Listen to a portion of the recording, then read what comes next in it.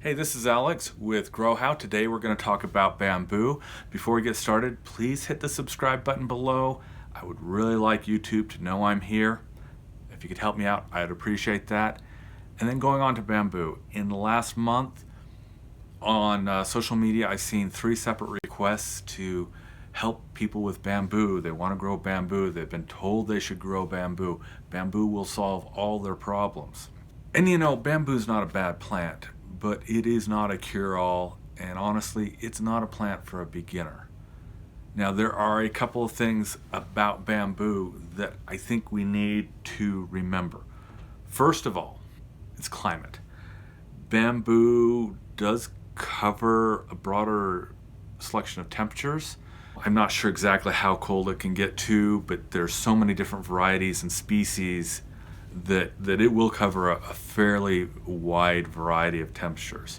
It's not really a great drought plant. I wouldn't even call it a mediocre drought plant. It is native to wet areas, and it's going to love wet areas best. And the next issue is bamboo spreads. Now, I know there's clumping bamboos and I know there's spreading bamboos. A clumping bamboo will still send out runners, just not as often and just not as many, but it happens. I've seen it. Spreading is always going to be an issue, and you should always address that before you plant it. We are dry. We are the second driest state in the nation. There are different metrics. Some say we're the most dry. Some say we're not as dry as some others, but by most metrics, we're at least top 5. Bamboo is a wetland plant. It just simply needs a lot of water, and in an area where we're always struggling with drought, we're always looking at the water issues we have. We're never going to have enough rainwater for it, and it's always going to take more than just about anything else you're growing. I really don't feel like especially one of these dry western states, that's responsible. Ultimately, you have to make the decision for where you're at. In Utah, I really don't feel like that's a viable solution to use bamboo at all because of the water requirements. And again, what I said before is bamboo is not a novice plant. If you're on Facebook, if you're on social media, if you are doing Pinterest or YouTube and somebody's extolling the virtues of bamboo, I'm not going to say they're wrong, because a lot of them are right. But given the limitations that we have, I think that it's not the best plant for most areas in the continental U.S.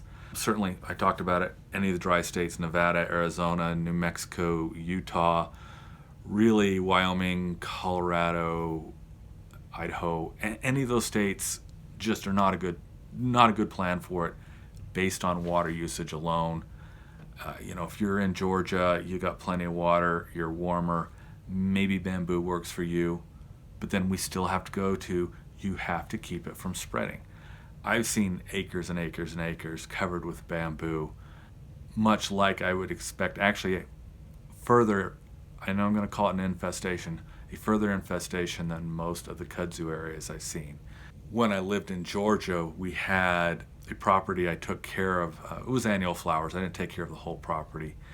And they had acres and acres and acres of bamboo. They used to feed it, use it for feed for the pandas at the zoo there at Zoo Atlanta. That program had changed and they didn't use it anymore, but the bamboo was still there. And it was actually out competing the native trees and all the other nice stuff on the property. Very invasive.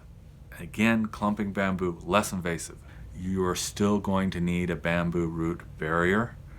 Don't ask me where to get these. I don't buy them, I don't plant bamboo, but you should be able to Google that. If you are going to use it anywhere, you really have to plan for that. Even if you have a clumping bamboo, it is going to send out runners if it's happy. I have had people tell me, oh, you live in Utah, containing bamboo is easy. And this is from Toby Hemingway. This was a guy that knew a lot of stuff, but he didn't know Utah. He said, oh, it's easy. You can contain bamboo by just leaving the areas around it dry. You're in a dry state. It's not going to go into those areas. It was about a year after he said that, I got to a property I was maintaining. This was after the recession. I was doing foreclosed homes. There was bamboo in the next yard over. I got into my yard and I'm thinking, oh, well, it's dry. It's foreclosed home. No water. No water. Got into the backyard. Not only was there no water, it was an area that had been a dog run. It hadn't been watered. It had been trampled. It was a rough area. And the bamboo from the neighboring yard had shot under all of that, and in some of the driest spots has popped up. So you cannot rely on lack of water to contain bamboo. Here I am on this property, maybe 18 inches of precipitation in the entire year, and the bamboo was still trying to find a foothold. It wasn't going to get strong, but it was still there in a neighbor's yard. I guess the takeaway on this is know what's for a beginner. Very, very important.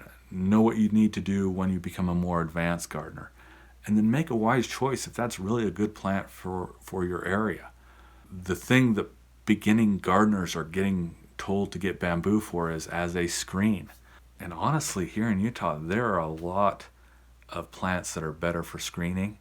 There are a lot of plants that will be much more pleasant for you to work with and give you a better experience. And one of these days I'll do a video on that, maybe next week. In fact, if you go ahead, make comments down below about wanting a video on plants for screening, I can put that together for you in a week or two. Let me know. I will try and meet your needs. So again, please hit the subscribe button. Please comment below if you'd like me to do a video on something, and I'll catch y'all later. Manana.